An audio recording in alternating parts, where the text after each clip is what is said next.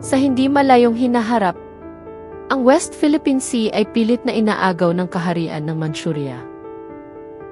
Bagamat hindi nila ito makuha sa pamamagitan ng pakikidigma, iba't ibang paraan ang ginagawa ng mga Manchurians para sirain ang moral, komunidad at paniniwala ng mga Pilipino upang masakop nila ang West Philippine Sea nang walang aktwal na digmaan na magaganap.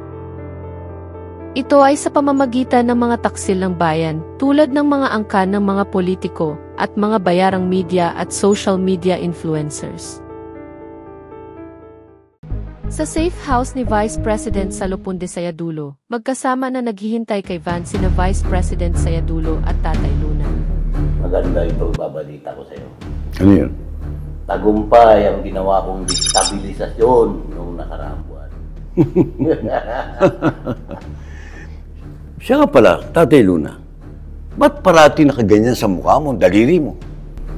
Alam mo, Vice President, nagkataon lang yan. Sumasakit kasi ang ngipin ko pag may mga kausap ako. Kaya kailangan kong diinan yan para mapawi man lang ang biro. Ganun pala. At dumating na si Van at Bruno. BP! Yeah. BP Sayat Halika, Dulo. okay. Sa araw na to, kailangan ikaw na maging President sa Lapundi, sa Yadulo. Magaling, magaling. Alam nyo, kahit wala na ang kapatid ko, kailangan natin ituloy yung mga plano. Dapat sa araw na ito, mawala sa landas natin si President Martinez. Yan naman ang inaantay ko, na ako'y maging Pangulo. At sa ganon, wala nang ahadlang sa ating landas. Dapat lang. Bruno, siguraduhin Yeah.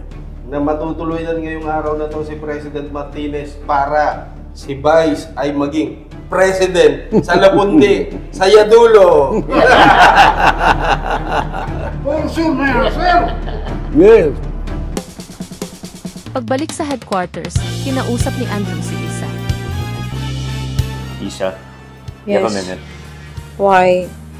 Well, I think we should talk because obviously we started on the wrong foot. Defenders pa naman tayo. We should get along, diba? I really love your sister. I do. And, Andrew, wait lang ah. oh yeah, sure, go. Alam mo, to be honest, I don't wanna be rude naman, eh, no? Sungit mo eh. It's okay ah, I don't really Okay, mind. yeah, I know. Ako, masaya ako. If you're saying na you're in love, I'm happy for the both of you. Thank you. Actually, Congrats! ikaw pala dapat yun. Di for may iba ako. May operation ka, di ba? Oh yeah! Kasi alam mo naman na hindi lang ako basta defender, I'm also a police officer. Yeah.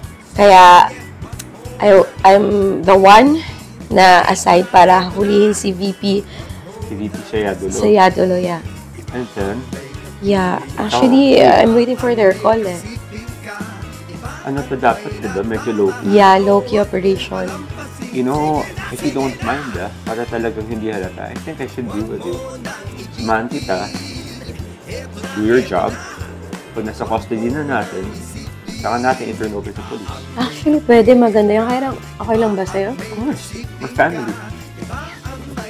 Game? Game.